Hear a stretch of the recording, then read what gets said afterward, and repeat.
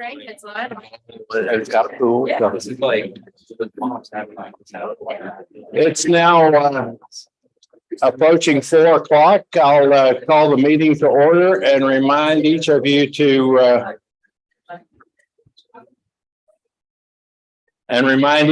turn your microphone on, please, as this is recorded and broadcast. Thank you for your attendance. Do we have any outside requests to speak? No, sir, no one signed up. There being none, we'll proceed to our agenda.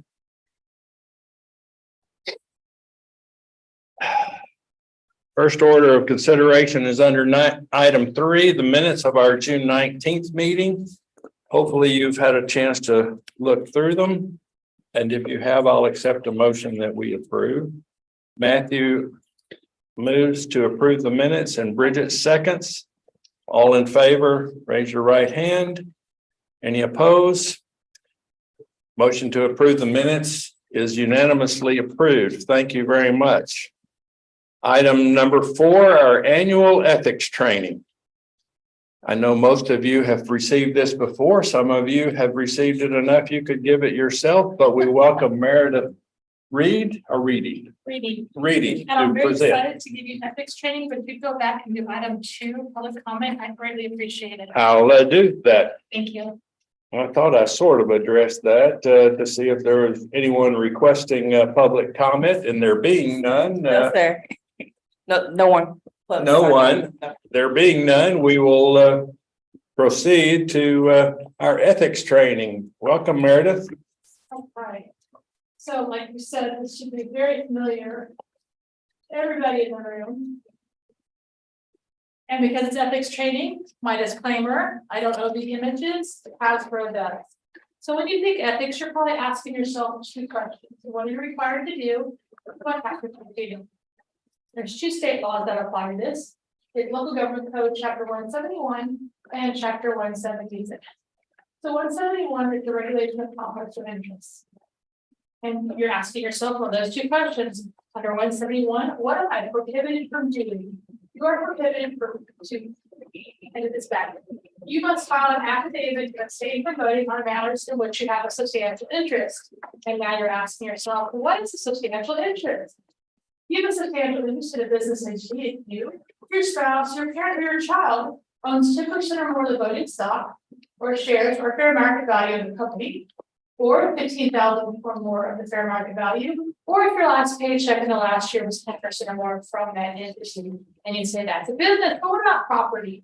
Those get substantial interest in real property. If you, your spouse, your parent, or your child interest in that property is $2,500 or more. You also know that you have a substantial interest because you live within a certain distance, and you get a little notification in the mail that says, hey, guess what? Something is coming up related to that. So you determine, I do have a substantial interest, so what do I need to do now? You get to file an affidavit stating the date and extent of your interest with the city secretary's office, and you must abstain from participation, discussion, and vote on the matter. Please note that you must file an affidavit prior to the discussion occurring. And so although the state law doesn't require you to leave the room, we suggest that you do. So you're not even passing signs, still third base, run home. It just looks a lot better to the public. And if you decide you don't want to file an affidavit, what's going to happen? You get to spend a little bit of time in the county bed and breakfast. You have 5 days to your fine not to exceed $4,000 if you're having a really bad day. So the other chapter you need to know about is Chapter 176. I call this the gift chapter. District Attorney's Office called these bribes. So basically the difference between a gift and a bribe is you brag about it. So what are you required to do? You can file a conflict disclosure statement, reporting certain business relationship and receipt of certain gifts. This must also be filed with the City Secretary's office, and it must be filed not later than 5 p.m. on the 7th business day after you become aware of the conflict. So basically, you get the agenda and you go, oh, we're going to talk about an item for this company. That company gave me a gift. I better fill out this form. So when you have to disclose them, if you're related to the vendor within 3rd degree by blood or 2nd degree by marriage, or once again, does that matter? $2,500 of income in the past 12 months. And now we're talking gifts. With the holiday season approaching, you might have the opportunity of being bribed. I have yet to be bribed, but there's still hope for you. So the cumulative value of the escrow receipt for the vendor reads $100. You get a block that piece of paper, call the city secretary's office. There's going to be including gifts of lodging, transportation, and entertainment. There is a little asterisk though. However, if you are tax in event with the vendor, that $100 cap doesn't apply. Get that second alcoholic beverage, get a fancy dessert, have food to go, because you can have as much as you want and you don't have to brag about it. So if you want to sit there and have a conversation, it's a free for all for you under state law. And if you decide not to brag about your gifts, what happens? Only a class C misdemeanor. And if your vote was the deciding vote of the contract, it's declared void. Any questions? Stay ethical, my friends. Thank you, Meredith. No questions? This is an honest group. There you go. Well, yeah. All right, our next item 5 is our budget consideration of an action on fiscal year 2023 budget to projections amendment and recommendation of the proposed fiscal year 2024 budget, which will go to the members of the city council. We'll welcome Justin. Say your last name for us, Justin. Thank you very much. He's the interim director of budget and strategy, and we're glad to welcome you here to be with us. I got the first name really well. That was really pretty. I don't think you could say it that well either. All right, so on the agenda for this afternoon, we're going to give you an update on fiscal year 23 incremental values and the tax revenues from that. We'll look at a review of the 23 projections, which will be voted on later. I'll be doing a budget amendment to those.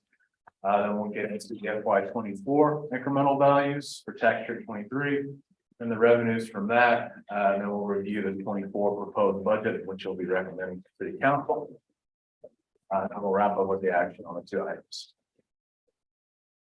So first, we'll start off with a comparison of the certified roll, which we would have presented that information at the same time last year when you were voting on the proposed 23 budget, compared to the supplemental number 10 roll that we've received from the Fort Bend County Central Appraisal District. Since then, the approved values have decreased roughly 13.3 million. That was roughly a 4.5% decrease from the certified value, and this can be driven just by contestants to the assessment of properties within the district. For both the city and Fort Bend County rolls, we do not have any changes on the exemptions or abatements. And then, of course, the base value is frozen and remains the same each year. Just questions. Yes. Can you send these out to us? I know they're not in our packets. Can you send those to us? Yes, absolutely. We can get you the rolls. Okay, perfect. Thank you. On both the MUD 138 and 139 side, we do see that same change on the 138 side. Neither of the MUDs have the abatement included within the assessed value. On the MUD side, 139 side, we had no changes between certification and the latest supplement to those goals. Taking this into account and revising our revenue estimates for fiscal year 23, where we have a decrease of roughly 131,000 from the original proposed budget. This is roughly about a 9.2% decrease from the original estimates. Looking at the FY23 projections in summary, including the expenditures, total revenues are expected to increase by 110,000, while the incremental tax revenues are coming down. The interest income that was budgeted at the start of FY23 was very conservative, and we have seen a substantial increase in that, roughly about 250,000. So that brings us back into a net positive increase. On the expenditure side, we do have a very small adjustment, and that is to square up the cost allocation transfers that we do to the city's general fund for city administrative service. So net, we're looking at an increase in the ending fund balance of 111,000, leaving a projected ending for fiscal year 23 at 7.36 million. Looking now at the FY23 incremental values, or for tax year 23, we do see an increase in the approved value on both the city and county side of just under 47.5 million. We do have a slight increase in the amount on the abatement and the exempted value on the tax roll for a net increase on the city side of just over 45 million and 48.9 million on the Portland County side. On the MUD side, we are looking at the preliminary rules here. We are waiting on some additional information on these two from the county. We did have quite a substantial amount still under review on the MUD side here. However, these are typically just used for developing the budget estimates for the fiscal year. However, the actual property taxes levied and collected will be based on the latest information from the county, as well as the final approved property tax rate for each of the participating entities. Could I follow here? Yes. I'm looking at 139. What happened at 139? Why did it go down? And so I think a lot of the difference here in the approved value is just how much of it is still under review at the time of the preliminary roll. We'll probably see the majority, if not all of that, shift up to that approved side, but then you're going to be looking at a net increase to the total approved value. Once we have that information, we can include that in the supplement that we sent. No, sir. So I have a question. So you don't include any of the under ARB review in your projections? I believe we account for roughly 91% 91. of what they send to us, we assume. And each year they give us an estimate. They Right. believe 91% is going to end up on the approved value, but we do end up using a percentage of it in the revenue estimates. Okay. So looking at that with those values that we just discussed and the proposed rates on both the city and county side, we're looking at just under 1.6 million in incremental property taxes for fiscal year 24. On the proposed expenditure side, we do have a total expenditure budget of 62,000 proposed. This includes 50,000 for support services. That's 25K each for financial services and legal services. Then on the admin support side, the 12,000 accounts for the city administrative and 10% of one of our FTEs. Looking at the 24 proposed budget in total, with the incremental property taxes of 1.56, as well as accounting for that increase in the interest income of 250,000. We're looking at total revenues of 1.8 million.